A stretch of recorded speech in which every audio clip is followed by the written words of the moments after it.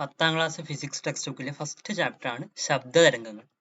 Okay, ആദ്യം തന്നെ ഒരു ചിത്രം കൊടുത്തിട്ടുണ്ട്. ഇവിടെ എന്താണ് കുട്ടി പറയുന്നത്? ടീച്ചർ, ഈ കുട്ടി 10 ആട്ടം കഴിഞ്ഞു, ഇറങ്ങാൻ പറയൂ, ഇനി എന്റെ ഊഴമാണ് എന്നാണ്. ഇപ്പൊ ആടുന്ന കുട്ടി എന്താണ് പറഞ്ഞിട്ടുള്ളത്? 5 ആട്ടമേ ആയുള്ളൂ ടീച്ചർ എന്നാണ്. ടീച്ചറും ശരി വയ്ക്കുന്നുണ്ട്. എന്താണ്? ശരിയാണ്, 5 ആട്ടമേ ആയുള്ളൂ എന്നാണ് ടീച്ചർ പറയുന്നത്. അപ്പൊ ഈ രണ്ട് കുട്ടികൾ എണ്ണിയതിൽ എന്തോ ഒരു ചെറിയ വ്യത്യാസം വന്നിട്ടുണ്ട്. അതാണ് ഇതിന് കാരണം, അല്ലെ? അതെന്താണ് നമുക്ക് ഈ ഒരു സെക്ഷനിൽ പഠിക്കാനുണ്ട്. ഓക്കെ, ഊഞ്ഞാലാടുന്ന കുട്ടിയുടെ മറുപടിയെ ടീച്ചർ ശരിവെച്ച എന്തുകൊണ്ടായിരിക്കും? ഊഞ്ഞാലാട്ടം എണ്ണേണ്ടത് എങ്ങനെയായിരിക്കും? ഊഞ്ഞാലിന്റെ ചലനം ഏതു തരമാണ്? ഓക്കെ, നമുക്ക് ആദ്യം നോക്കാം. ഊഞ്ഞാലിന്റെ ചലനം ഏതു തരമാണ്? വർത്തുള്ള ചലനം എന്ന് വെച്ചാൽ എന്താണ്? വൃത്താകൃതിയിലുള്ള ചലനമാണ്, അല്ലെങ്കിൽ ഇങ്ങനെ വൃത്താകൃതിയിൽ ചലിച്ചുകൊണ്ടിരിക്കുന്നതാണ് വർത്തുള്ള ചലനം. ഉദാഹരണത്തിന് ഒരു വാഹനം വൃത്തമാതിരിയോടെ ഓടിച്ചുകൊണ്ടിരിക്കുകയാണെങ്കിൽ അതൊരു വർത്തുള്ള ചലനമാണ്. ഊഞ്ഞാലിന്റെ ചലനം എന്ന് വെച്ചാൽ അതൊരു ദോലന ചലനമാണെന്ന് പറയാം. എന്താണ്? ദോലനം എന്നൊരു ചലനമാണ് ഊഞ്ഞാലിൻ്റെത്. അതായത് ഊഞ്ഞാൽ ആട്ടാതിരുന്നാൽ ഇത് ഇങ്ങനെ ഒരു സ്ഥാനത്ത് വന്ന് നിൽക്കും, അല്ലെ? ഇതാണ് ഇതിന്റെ തുലന സ്ഥാനം എന്ന് പറയുന്നത് ഇതിനെയാണ്. അപ്പൊ ഇവിടെ നിന്ന് മുന്നോട്ടും പിന്നോട്ടും പിന്നെ അതേ സ്ഥാനത്തെ കൂടി വീണ്ടും മുന്നോട്ടും പിന്നോട്ടും അങ്ങനെ ചലിച്ചുകൊണ്ടിരിക്കും, അല്ലെ? അപ്പൊ ഈ ചലനത്തിന് പറയുന്നതാണ് ദോലനം എന്ന്. ഓക്കെ, ഊഞ്ഞാലിന്റെ ചലനത്തെ സൂചിപ്പിക്കുന്ന രേഖാചിത്രം നിരീക്ഷിക്കാൻ പറഞ്ഞിട്ടുണ്ട്. ഊഞ്ഞാൽ സ്വതന്ത്രാവസ്ഥയിൽ നിന്ന്, അതായത് ഊഞ്ഞാലിനെ ആട്ടാതിരിക്കുമ്പോഴുള്ള ആ ഒരു അവസ്ഥയിൽ നിന്ന് ദോലനം ആരംഭിക്കുന്ന സ്ഥാനം ഏതാണ് എന്നാണ് ചോദിച്ചത്. ഓക്കെ, ഊഞ്ഞാൽ സ്വതന്ത്രാവസ്ഥയിൽ നിന്ന് ദോലനം ആരംഭിക്കുന്ന സ്ഥാനം, അതായത് തുലന സ്ഥാനം ഏതാണ് ചോദിച്ചത്. അത് ഏതാണ്? ഓ എന്ന ആ ഒരു സ്ഥാനമാണ് തുലന സ്ഥാനം. സ്വതന്ത്രാവസ്ഥയിൽ നിന്ന് ദോലനം ആരംഭിച്ചിട്ട് ഇങ്ങനെ ഇരുവശങ്ങളിലേക്കും ചലിച്ചുകൊണ്ടിരിക്കുന്നുണ്ടെങ്കിൽ അത് ഏതാണ് ഇവിടെ മാർക്ക് ചെയ്തിട്ടുള്ളത്? ഓ എന്ന ലെറ്റർ കൊണ്ടാണ് ചിത്രത്തിൽ മാർക്ക് ചെയ്തിട്ടുള്ളത്. ഓക്കെ, ഇതാ കണ്ടുവല്ലോ. ദോലനം എന്നതിന് ഒരു ഡെഫിനിഷൻ ഇവിടെ കൊടുത്തിട്ടുണ്ട്. ഒരു വസ്തു തുലനസ്ഥാനത്തെ ആസ്പദമാക്കി കൃത്യമായ ഇടവേളകളിൽ ഇരുവശത്തേക്കും ചലിക്കുന്നതാണ് ദോലനം. ഓക്കെ, ഇവിടെ നോക്കിക്കോളൂ, ഇത് തുലനസ്ഥാനമാണെന്ന് പറഞ്ഞു. അപ്പൊ ഈ ഒരു തുലനസ്ഥാനത്തെ ആസ്പദമാക്കി മുന്നോട്ട് പോയി, എന്നിട്ട് പിറകിലോട്ട് വന്നു, എന്നിട്ട് വീണ്ടും അതേ സ്ഥാനത്തേക്ക് എത്തി, വീണ്ടും ഇതേപോലെ തുടരുകയാണ്. അപ്പൊ ഇത്തരം ചലനങ്ങളെ പറയുന്നതാണ് ദോലനം. ഓക്കെ,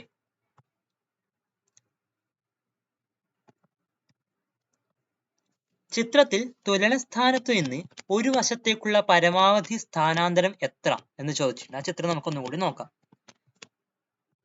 ഇതാണ് തുലനസ്ഥാനം. ഇവിടെ നിന്ന് പരമാവധി എ എന്ന ദൂരം വരെയാണ് സഞ്ചരിച്ചായിട്ട് കാണുന്നത്. ഓക്കെ, ഇവിടുന്ന് വീണ്ടും തിരിച്ചു പോകലായി, പിറകോട്ട് പോകലായി.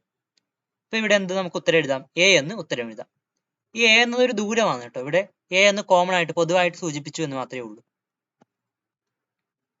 ആ എ എന്നത് 1 മീറ്ററോ 1.5 മീറ്ററോ അങ്ങനെ എന്ത് വേണമെങ്കിലും ആകാം. അപ്പൊ ഇവിടെ എ എന്നതാണ് ഉത്തരം. എ. തുലനസ്ഥാനത്ത് നിന്ന് ഒരു വശത്തേക്കുള്ള പരമാവധി സ്ഥാനാന്തരത്തിന്റെ അളവാണ് ആയതി. ഓക്കെ, ആയതി എന്ന് വെച്ചാൽ എന്താണ് ഉത്തരം? തുലനസ്ഥാനത്ത് നിന്ന് ഒരു വശത്തേക്കുള്ള പരമാവധി സ്ഥാനാന്തരത്തിന്റെ അളവാണ് ആയതി. ആയതി എന്നത് എ എന്ന സ്മോൾ ലെറ്റർ എ എന്ന അക്ഷരം കൊണ്ട് സൂചിപ്പിക്കുന്നു. ആയതിയുടെ SI യൂണിറ്റ് എന്താണ്? മീറ്റർ ആണ്. ഓക്കെ, ഇതൊരു സ്ഥാനാന്തരമാണ് എന്നാണല്ലോ പറഞ്ഞിട്ടുള്ളത്. സ്ഥാനാന്തരത്തിന്റെ യൂണിറ്റ് എന്താണ്? മീറ്റർ ആണല്ലോ. അതുകൊണ്ട് ആയതിയുടെ യൂണിറ്റ് എന്താണ്? മീറ്റർ തന്നെയാണ്, മീറ്റർ. എന്നാൽ ഒരു ആട്ടം അഥവാ ദോലനം പൂർത്തിയാക്കുന്നത് എപ്പോഴാണ്? 2 ഓപ്ഷൻസ് ആണ് കൊടുത്തിട്ടുള്ളത്. അതെന്തൊക്കെയാണെന്ന് നോക്കാം. ഒന്നാമത്തേത്, നമ്മൾ നേരത്തെ ഒരു രേഖാചിത്രം കണ്ടിരുന്നല്ലോ. O, പിന്നെ ഇവിടെ A, ഇവിടെ ഒരു B. അതേ ഒരു ചിത്രം നമ്മളിവിടെ ഇവിടെയും കാണുന്നുണ്ട്. ഓക്കെ, ഇത് തുലനസ്ഥാനം, ഇത് A, ഇത് B. ഒന്നാമത്തെ ഓപ്ഷൻ എന്താണ്?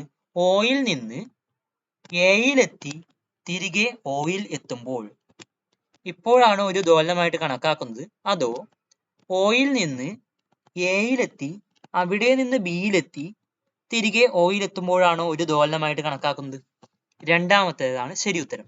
ഓക്കെ, അതായത് ഓയിൽ നിന്ന് പുറപ്പെട്ട് ഇരുവശങ്ങളിലേക്കും പോയി ഓയിൽ തിരിച്ചെത്തുമ്പോഴാണ് ഊഞ്ഞാൽ ഒരു ദോലനം പൂർത്തിയാക്കുന്നത്. അപ്പൊ ഇപ്പൊ മനസ്സിലായല്ലോ നിങ്ങൾക്ക് ആ 2 കുട്ടികൾ എണ്ണിയതിൽ എങ്ങനെയാണ് വ്യത്യാസം വന്നതെന്ന്. ഓക്കെ, എവിടെ നിന്ന് ചലനം തുടങ്ങിയോ അതേ ദിശയിൽ അവിടെ തിരിച്ചു വരുന്നതാണ് ഒരു ദോലനം. ഓക്കെ, എന്താണെന്ന് വെച്ചാൽ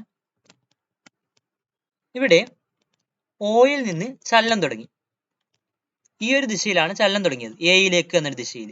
ഓക്കെ, എന്നിട്ട് എയിൽ പോയി അവിടെ നിന്ന് ബിയിലേക്ക് എത്തി, തിരിച്ചു വരുന്നു. ഓക്കെ, തിരിച്ച് ഓയിലേക്ക് എത്തുമ്പോൾ ആ ഒരു ദിശ നോക്കിക്കോളൂ, ഒരേ ദിശയല്ലേ? ഈ ആരോ മാർക്ക് നോക്കിക്കോളൂ, ഒരേ ദിശയല്ലേ? അപ്പൊ അതാണ് പറഞ്ഞത്, എവിടെ നിന്ന് ചലനം തുടങ്ങിയോ അതേ ദിശയിൽ അവിടെ തിരിച്ചു വരുന്നതാണ് ഒരു ദോലനം. ഓക്കെ, അപ്പൊ ഈ തുലന സ്ഥാനത്തേക്ക് അതേ ദിശയിൽ തിരിച്ചെത്തലായി. ഓക്കെ, ഇനി എയിൽ നിന്നാണ് എണ്ണാൻ തുടങ്ങുന്നതെങ്കിലോ, അതായത് ഇവിടെ നിന്നാണ് എണ്ണാൻ തുടങ്ങുന്നതെങ്കിലോ, എയിൽ നിന്ന് ബിയിൽ പോയി തിരികെ എയിൽ എത്തുമ്പോഴാണ് ഊഞ്ഞാൽ ഒരു ദോലനം പൂർത്തിയാക്കുന്നത്. എയിൽ നിന്ന് ബിയിലേക്ക് പോയിട്ട് തിരികെ എയിൽ എത്തുമ്പോഴാണ് ഒരു ദോലനം പൂർത്തിയാക്കുന്നത്. നോക്കിക്കോളൂ, എയിൽ നിന്ന് പുറപ്പെട്ടു, ഈ ഒരു ദിശയിൽ പുറപ്പെട്ടു, എന്നിട്ട് ബിയിലേക്ക് എത്തി, തിരികെ എയിലേക്ക് എത്തി, എന്നിട്ട് വീണ്ടും അതേ ദിശയിൽ പുറപ്പെടാൻ വേണ്ടി ഒരുങ്ങി അല്ലെ? അപ്പൊ അപ്പോഴാണ് ഒരു ദോലനമായിട്ട് കണക്കാക്കുന്നത്. ഊഞ്ഞാലാടാൻ ഊഴം കാത്തു നിൽക്കുന്ന കുട്ടിയും ഊഞ്ഞാലാടുന്ന കുട്ടിയും കണ്ടെത്തിയ ദോലനങ്ങളുടെ എണ്ണം വ്യത്യസ്തമായതിന് കാരണം എന്തായിരിക്കും ഇപ്പൊ മനസ്സിലായല്ലോ. ദോലന ചലനങ്ങൾക്ക് കൂടുതൽ ഉദാഹരണങ്ങൾ എഴുതാൻ പറഞ്ഞിട്ടുണ്ട്.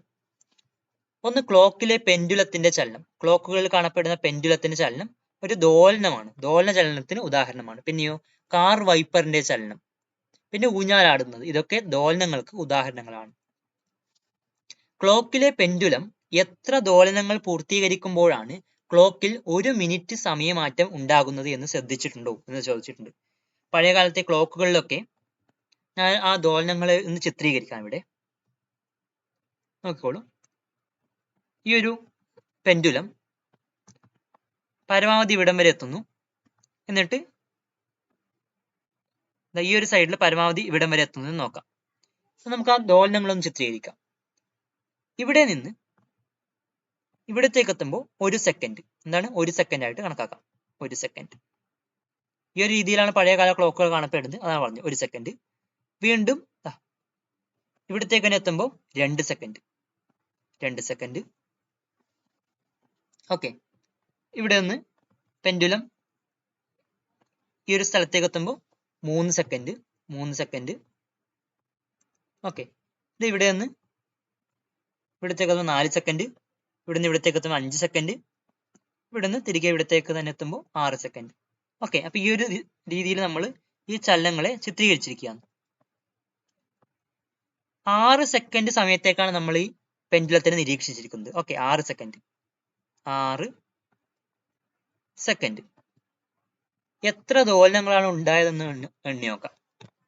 അതെങ്ങനെ എണ്ണി നോക്കാം? നോക്കിക്കോളൂ, ഇവിടെ നിന്ന് പുറപ്പെട്ട് ഇവിടെ എത്തി, തിരികെ ഇവിടെ എത്തുമ്പോൾ 1 ദോലനം, വീണ്ടും ഇവിടുന്ന് പുറപ്പെട്ട് ഇവിടെ എത്തി തിരികെ എത്തുമ്പോൾ 2 ദോലനം, അപ്പൊ 2.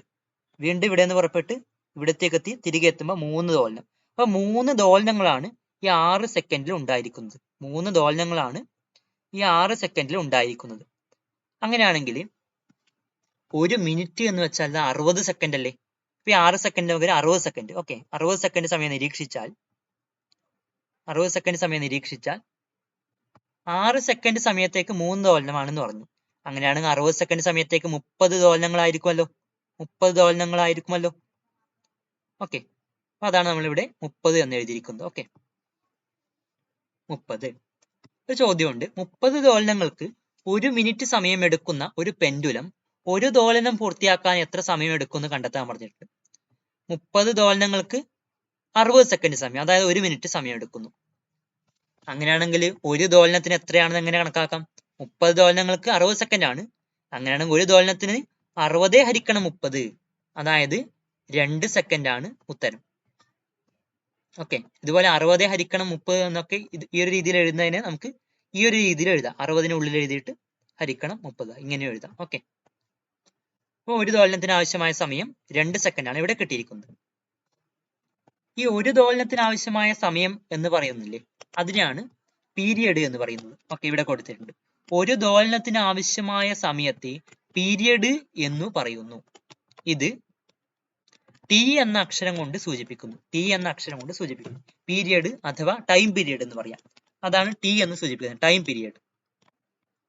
പീരിയഡ് അളക്കുന്നത് സെക്കൻഡ് എന്ന യൂണിറ്റ് ഉപയോഗിച്ചാണ്. എന്താണ് സെക്കൻഡ് എന്ന യൂണിറ്റ് അല്ലെ?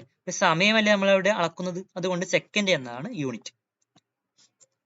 ഇതേ പെൻഡുലം ഇവിടെ എത്രയാണ്? ഈ ഒരു ചോദ്യത്തിൽ 2 സെക്കൻഡ് ആണ് ഇതിന്റെ പീരിയഡ്, ഈ ഒരു പെൻഡുലത്തിന്റെ. ഇതേ പെൻഡുലം 1 സെക്കൻഡിൽ എത്ര ദോലനങ്ങൾ പൂർത്തിയാക്കും എന്ന് കണ്ടെത്താൻ പറഞ്ഞിട്ടുണ്ട്. നമുക്ക് എങ്ങനെ കണക്കാക്കാം? ഒരു മിനിറ്റിലെ അതായത് 60 സെക്കൻഡിലെ ദോലനങ്ങളുടെ എണ്ണം 30 ആണ്. ഓക്കെ, 60 സെക്കൻഡിലെ ദോലനങ്ങളുടെ എണ്ണം 30 ആണ്. ഈ 60 എനിക്ക് 60 ഗുണിക്കണം 1 സെക്കൻഡ് എന്ന് എഴുതാലോ. അപ്പോൾ ദോലനങ്ങളുടെ എണ്ണം 30 ആണ്. ഇവിടെ 1 സെക്കൻഡ് മാത്രം ഇവിടെ വെച്ചിട്ട് ഈ 60നെ താഴത്തേക്ക് കൊടുക്കാം അല്ലെ, 30ന്റെ അടിയിലേക്ക് എഴുതാം. അതായത് 1 സെക്കൻഡിൽ ഉണ്ടാകുന്ന ദോലനങ്ങളുടെ എണ്ണം എങ്ങനെ കണക്കാക്കാം? 30 ഹരിക്കണം 60 ആണ്. 30 ഹരിക്കണം ഈ 60. അപ്പൊ എത്ര കിട്ടും? 0.5. അതായത് അങ്ങനെയാണ് ഇവിടെ കിട്ടിയിരിക്കുന്നത്. 1 സെക്കൻഡിലെ ദോലനങ്ങളുടെ എണ്ണമാണ് 30 ഹരിക്കണം 60. അതായത് ഈ 0 0 കട്ടാക്കാം. 3 ഹരിക്കണം 6 കിട്ടും. അതായത് 1 ഹരിക്കണം 2 അല്ലെ. 3 ഹരിക്കണം 6 പറഞ്ഞാൽ 3ൽ എത്ര 3 ഉണ്ട്? 1. 6ൽ എത്ര 3 ഉണ്ട്? 2. അങ്ങനെയാണ് 1 ഹരിക്കണം 2 എന്ന് എഴുതുന്നത്. 0.5. ഇവിടെ 1 സെക്കൻഡിലെ ദോലനങ്ങളുടെ എണ്ണം നമ്മൾ ഇവിടെ കണ്ടെത്തിയാലോ. ഇതേപോലെ 1 സെക്കൻഡിൽ ഉണ്ടാകുന്ന ദോലനങ്ങളുടെ എണ്ണത്തിനെ പറയുന്നതാണ് ആവൃത്തി. ഓക്കെ, ആവൃത്തി. ആവൃത്തിയുടെ SI യൂണിറ്റ് ഹെഡ്സ് ആണ്. HZ, ക്യാപിറ്റൽ ലെറ്റർ Hഉം സ്മോൾ ലെറ്റർ Z. ഇവിടെ ഈ കേസിൽ എത്രയാണ് ആവൃത്തി? 0.5 ഹെഡ്സ് ആണ് ഇവിടെ ആവൃത്തി. ഈ ഒരു ചോദ്യത്തിൽ ആവൃത്തി സൂചിപ്പിക്കുന്നത് F എന്ന അക്ഷരം ഉപയോഗിച്ചിട്ടാണ്. എന്തിന്റെ F ആണത്? ഫ്രീക്വൻസി എന്നതിന്റെ F ആണത്. ഫ്രീക്വൻസി, ആ F ആണ് ഇവിടെ. ഓക്കെ,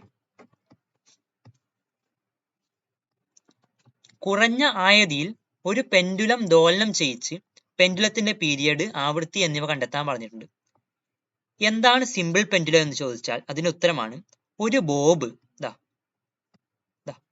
ബോബ് ഒരു ചരടിൽ കെട്ടിത്തൂക്കിയിരിക്കുന്ന ഒരു സംവിധാനത്തെ പറയുന്നതാണ് സിമ്പിൾ പെൻഡുലം. അല്ലെ, സിമ്പിൾ അല്ലേ ആൻസർ? ഒരു ബോബ് ചരടിൽ കെട്ടി സ്റ്റാൻഡിൽ തൂക്കിയിടുന്നു. ഈ സംവിധാനമാണ് സിമ്പിൾ പെൻഡുലം. ഈസി അല്ലേ? Okay, simple pendulum metre scale, stopwatch എന്നിവ ഉപയോഗിച്ച് പരീക്ഷണ പ്രവർത്തനങ്ങളിലൂടെ താഴെ കൊടുത്തിരിക്കുന്ന പട്ടിക പൂർത്തിയാക്കാൻ പറഞ്ഞിട്ടുണ്ട്. ആദ്യത്തെ കോളത്തിൽ പെൻഡുലത്തിന്റെ നീളം, പിന്നെ 10 ദോലനങ്ങൾക്ക് ആവശ്യമായ സമയം, അത് നമ്മൾ കണക്കാക്കണം സ്റ്റോപ്പ് വാച്ച് ഉപയോഗിച്ച്. ഓക്കെ, ഇവിടെ നോക്കിക്കോളൂ, പെൻഡുലത്തിന്റെ നീളം വ്യത്യാസപ്പെടുത്തിയിട്ടാണ് നമ്മൾ ഈ പ്രവർത്തനം ചെയ്യുന്നത്. ഒരു ഏകദേശ കണക്കാണ് ഇവിടെ കൊടുത്തിട്ടുള്ളത്. നമുക്കൊന്ന് നോക്കാം. പെൻഡുലത്തിന്റെ നീളം നമ്മൾ ഈ ഒരു ചരടിന്റെ നീളം നമ്മൾ 25 സെന്റിമീറ്റർ ആയിട്ട് സെറ്റ് ചെയ്തു. എന്നിട്ട് 10 ദോലനങ്ങൾക്ക് ആവശ്യമായ സമയം, അതായത് 10 ദോലനങ്ങൾക്ക് എത്ര സമയം വേണമെന്ന് സ്റ്റോപ്പ് വാച്ച് ഉപയോഗിച്ച് കണ്ടെത്താം. അത് നമുക്ക് കണക്കാക്കണം, അല്ലെങ്കിൽ നമ്മൾ നോക്കണം. അപ്പോൾ ഏകദേശം 10 സെക്കൻഡ് കിട്ടിയെന്ന് വിചാരിക്കാം. അപ്പോൾ പീരിയഡ് എങ്ങനെ കണക്കാക്കാം? പീരിയഡ് ഈസ് ഈക്വൽ ടു ആകെ സമയം ഹരിക്കണം ദോലനങ്ങളുടെ എണ്ണമാണ്. ഇവിടെ ആകെ സമയം എത്രയാണ്? 10 സെക്കൻഡ് ആണ് അല്ലെ. 10 സെക്കൻഡ് ഹരിക്കണം ദോലനങ്ങളുടെ എണ്ണം എത്രയാണ്? നമ്മൾ ഇവിടെ കൊടുത്തിട്ടുണ്ട് 10 ദോലനമാണ്. 10 ദോലനമാണ്. 10 ഹരിക്കണം 10 എത്രയാണ്? 1 സെക്കൻഡ് ആൻസർ കിട്ടും. 1 സെക്കൻഡ്. ആവൃത്തി കണക്കാക്കുന്നതോ ആവൃത്തി F ഈസ് ഈക്വൽ ടു ദോലനങ്ങളുടെ എണ്ണം ഹരിക്കണ സമയമാണ്. ഓക്കെ, ഇവിടെ വ്യത്യാസം കണ്ടോ? പീരിയഡ് കണക്കാക്കുമ്പോൾ സമയം ഹരിക്കണം ദോലനങ്ങളുടെ എണ്ണമാണ്. ആവൃത്തി കണക്കാക്കുമ്പോൾ നേരെ തിരിയും, ദോലനങ്ങളുടെ എണ്ണം ഹരിക്കണ സമയമാണ്. ഇവിടെ എത്രയാണ്? 10 ഹരിക്കണം 10 സെക്കൻഡ്. അപ്പൊ എത്രയാണ്? 1. 1 ഹെഡ്സ്. ആവൃത്തിയുടെ യൂണിറ്റ് ഹെഡ്സ് ആണ്. 1 ഹെഡ്സ്. അതേപോലെ രണ്ടാമത് നമ്മൾ നീളം കുറച്ച് കൂട്ടി, പെൻഡുലത്തിന്റെ നീളം കൂട്ടി 60 സെന്റിമീറ്റർ ആക്കി. അപ്പോൾ 10 ദോലനങ്ങൾക്ക് 15 സെക്കൻഡ് ആണ് സമയം എടുത്തതെന്ന് വിചാരിച്ചോളൂ. അപ്പോൾ പീരിയഡ് കണക്കാക്കാം. ആകെ സമയം 15 ഹരിക്കണം ദോലനങ്ങളുടെ എണ്ണം 10 ആണ്. 1.5 സെക്കൻഡ്, 1.5 സെക്കൻഡ്. ആവൃത്തി കണക്കാക്കാം. 10 ഹരിക്കണം 15 ആണ്. അപ്പൊ 0.67, 0.6667 അങ്ങനെയാണ് കിട്ടുന്നത്. ഓക്കെ, നമുക്ക് ഏകദേശം 0.67 ഹെഡ്സ് എന്ന് എഴുതാം. ഇനി പെൻഡുലത്തിന്റെ നീളം കുറച്ചുകൂടി കൂട്ടി 100 സെന്റിമീറ്റർ ആക്കി. അപ്പോൾ 10 ദോലനങ്ങൾക്ക് ഏകദേശം 20 സെക്കൻഡ് സമയം ആവശ്യമായി വരുന്നു. പീരിയഡ് ആകെ സമയമായി 20 ഹരിക്കണം ദോലനങ്ങളുടെ എണ്ണം 10 ചെയ്താൽ നമുക്ക് കിട്ടും 2 സെക്കൻഡ്. ആവൃത്തി 10 ഹരിക്കണം 20 ആണ്. അപ്പോൾ നമുക്ക് 0.5 ഹെഡ്സ് എന്ന് കിട്ടും. ഇവിടെ നോക്കിക്കോളൂ, പെൻഡുലത്തിന്റെ നീളം കൂടുമ്പോൾ ആവൃത്തിയിൽ എന്ത് മാറ്റമാണ് ഉണ്ടാകുന്നത്? നോക്കിക്കോളൂ, പെൻഡുലത്തിന്റെ നീളം കൂടുമ്പോൾ 25ൽ നിന്ന് 100 എത്തി. ആവൃത്തിയിൽ എന്ത് മാറ്റമാണ് ഉണ്ടാകുന്നത്? ആവൃത്തി 1 ഹെഡ്സ് ഉണ്ടായത് 0.5 ഹെഡ്സ് ആയി. അതായത് ആവൃത്തി കുറഞ്ഞു, ആവൃത്തി കുറയുന്നു. പെൻഡുലത്തിന്റെ നീളം കൂടുമ്പോൾ ആവൃത്തി കുറയുന്നു. പീരിയഡും ആവൃത്തിയും തമ്മിലുള്ള ബന്ധം എന്താണ്? ഒരു ദോലനത്തിന് ആവശ്യമായ സമയം, അതായത് അതിന്റെ പീരിയഡ് T എന്ന ലെറ്റർ കൊണ്ട് സൂചിപ്പിക്കുന്നു. 1 സെക്കൻഡിൽ ഉണ്ടായ ദോലനങ്ങളുടെ എണ്ണം, അതായത് അതിന്റെ ആവൃത്തി F എന്ന ലെറ്റർ കൊണ്ട് സൂചിപ്പിക്കുന്നു. അങ്ങനെയാണ് നമുക്ക് എഴുതാം ആവൃത്തി is equal to 1 divided by period T. Okay, ആവൃത്തി ഈസ് ഈക്വൽ ടു 1 ഹരിക്കണം പീരിയഡ് T ആണ്. വിപരീതാനുപാതത്തിലാണെന്ന് പറയാം അല്ലെ. 1 ഹരിക്കണം പീരിയഡ് T എന്നാണല്ലോ. അതായത് പീരിയഡ് കൂടുമ്പോൾ, അടിയിലുള്ള പീരിയഡ് കൂടുമ്പോൾ, കാരണം പീരിയഡ് അടിയിലാണുള്ളത്, അത് കൂടുമ്പോൾ ആവൃത്തി എന്താവും? കുറയും. പീരിയഡ് കൂടുമ്പോൾ ആവൃത്തി കുറയും. ഇനി പീരീഡ് കുറയുകയാണ് ചെയ്യുന്നതെങ്കിലോ ആവൃത്തി എന്താകും? ആവൃത്തി കൂടും. ഓക്കെ,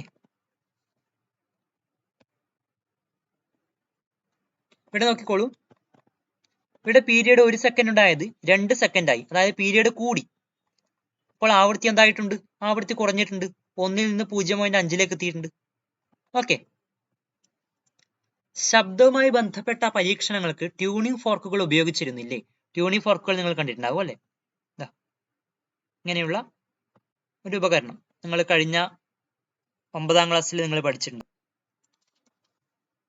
ട്യൂണിംഗ് ഫോർക്കിലെ രേഖപ്പെടുത്തൽ ശ്രദ്ധിച്ചിട്ടുണ്ടോ? ഫോർക്കുകൾ നിരീക്ഷിച്ച അവ ഓരോന്നിലെയും രേഖപ്പെടുത്തൽ ഏതൊക്കെയാണെന്ന് യൂണിറ്റ് സഹിതം കുറിക്കാൻ പറഞ്ഞിട്ടുണ്ട്. ചില ട്യൂണിംഗ് ഫോർക്കുകളിൽ 256 ഹെർട്സ് എന്നായിരിക്കും എഴുതിയിട്ടുള്ളത്, ചിലതിൽ 512 ആയിരിക്കും, ചിലതിൽ 128 ആയിരിക്കും, ചിലതിൽ 1024 ഒക്കെ ആയിരിക്കും. അതായത് അത് അതിന്റെ ആവൃത്തിയാണ് എഴുതിയിട്ടുള്ളത്, അതിന്റെ സ്വാഭാവിക ആവൃത്തിയാണ് എഴുതിയിട്ടുള്ളതെന്ന് പറയും. സ്വാഭാവിക ആവൃത്തി എന്താണെന്ന് നമുക്ക് പഠിക്കാനുണ്ട്. ഓക്കെ, നോക്കിക്കോളൂ. ഇവിടെ ഒരു എളുപ്പവഴിയുണ്ട്. 128ന്റെ ഇരട്ടിയാണ് 256, അതിന്റെ ഇരട്ടിയാണ് 512, അതിന്റെ ഇരട്ടിയാണ് 1024. അപ്പൊ ഇങ്ങനെ നമുക്ക് എളുപ്പത്തിൽ ഓർമ്മിക്കാം. പക്ഷെ ഇത് കൂടാതെ മറ്റു ട്യൂണിംഗ് ഫോർക്കുകൾ ഉണ്ടാകും. ഓക്കെ, ട്യൂണിംഗ് ഫോർക്കിലെ രേഖപ്പെടുത്തലും അതിന്റെ കമ്പനങ്ങളുടെ എണ്ണവും തമ്മിൽ എന്തെങ്കിലും ബന്ധമുണ്ടോ എന്നാണ് ചോദിക്കുന്നത്. തീർച്ചയായും ബന്ധമുണ്ട്. ട്യൂണിംഗ് ഫോർക്കിലെ രേഖപ്പെടുത്തൽ ആ ട്യൂണിംഗ് ഫോർക്കിന്റെ ആവൃത്തിയെ സൂചിപ്പിക്കുന്നു. വ്യത്യസ്ത ആവൃത്തിയുള്ള ട്യൂണിംഗ് ഫോർക്കുകൾ ഒരേ രീതിയിൽ ഉത്തേജിപ്പിച്ച് ശബ്ദം ശ്രവിക്കാൻ പറഞ്ഞിട്ടുണ്ട്. ആ ട്യൂണിംഗ് ഫോർക്കിന്റെ ആവൃത്തിയെ സൂചിപ്പിക്കുന്നു എന്ന് വെച്ചു.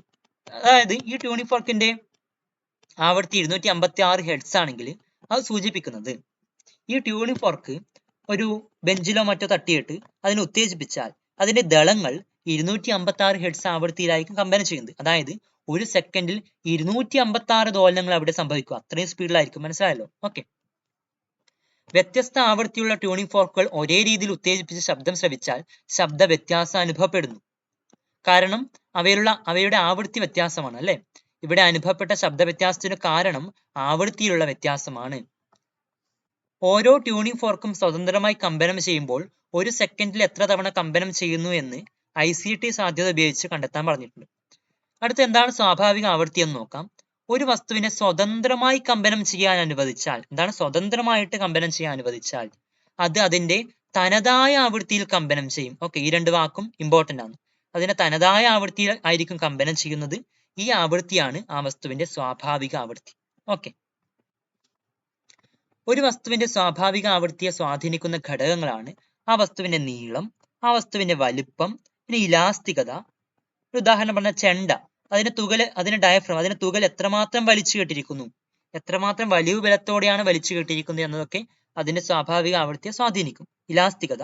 പിന്നെ എന്താണ്? പദാർത്ഥത്തിന്റെ സ്വഭാവം. സ്വഭാവം എന്നതുകൊണ്ട് എന്താണ് ഉദ്ദേശിക്കുന്നത്? അത് എന്ത് പദാർത്ഥമാണ് എന്നത് തന്നെയാണ്. ഉദാഹരണത്തിന് അത് അലുമിനിയം ആണോ, അല്ലെങ്കിൽ ആ വസ്തു ഇരുമ്പാണോ, ആ വസ്തു അല്ലെങ്കിൽ തുകലാണോ, മരത്തടിയാണോ എന്നൊക്കെയാണ് ഈ പദാർത്ഥത്തിന്റെ സ്വഭാവം എന്നതുകൊണ്ട് ഉദ്ദേശിക്കുന്നത്.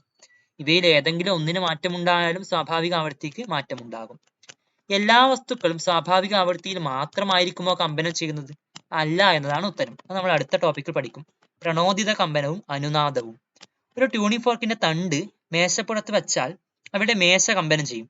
പക്ഷേ മേശയുടെ സ്വാഭാവിക ആവൃത്തിയിൽ ആയിരിക്കില്ല കമ്പനം ചെയ്യുന്നത്. ഓക്കെ, അപ്പൊ ഇത്രയുമാണ് തൽക്കാലം ഈ ക്ലാസ്സിൽ എടുക്കാനുള്ളത്. അടുത്ത ക്ലാസ്സിൽ ബാക്കി നമുക്ക് ഡിസ്കസ് ചെയ്യാം. Okay, thank you.